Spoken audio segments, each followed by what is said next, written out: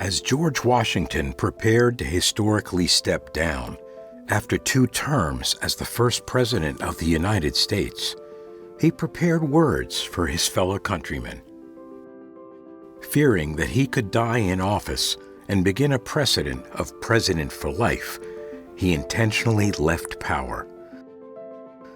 Yet he worried about the nascent country, specifically about the detrimental effects of regionalism, partisanship, and foreign entanglements. Listen to his words. The unity of government, which constitutes you one people, is also now dear to you. It is justly so, for it is a main pillar in the edifice of your real independence, the support of your tranquility at home, your peace abroad, of your safety, of your prosperity, of that very liberty which you so highly prize. But as it is easy to foresee that from different causes and from different quarters much pains will be taken, many artifices employed to weaken in your minds the conviction of this truth, as this is the point in your political fortress against which the batteries of internal and external enemies will be most constantly and actively, though often covertly and insidiously, directed.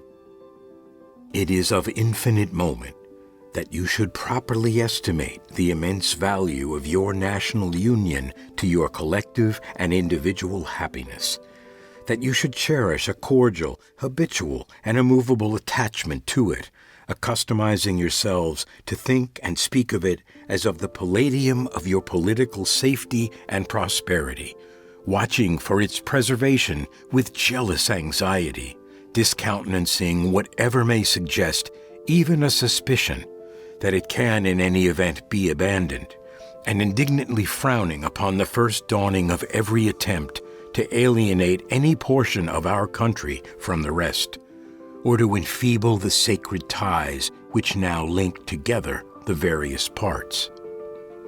Shifting to his great skepticism of political parties, Washington goes on.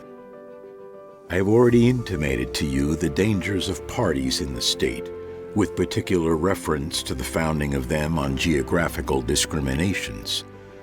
Let me now take a more comprehensive view and warn you in the most solemn manner against the baneful effects of the spirit of party generally. This spirit, unfortunately, is inseparable from our nature, having its root in the strongest passions of the human mind.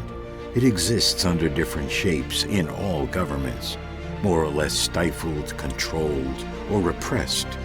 But in those of the popular form, it is seen in its greatest rankness and is truly their worst enemy. The alternate domination of one faction over another, sharpened by the spirit of revenge, natural to party dissension, which in different ages and countries has perpetrated the most horrid enormities, is itself a frightful despotism. But this leads at length to a more formal and permanent despotism.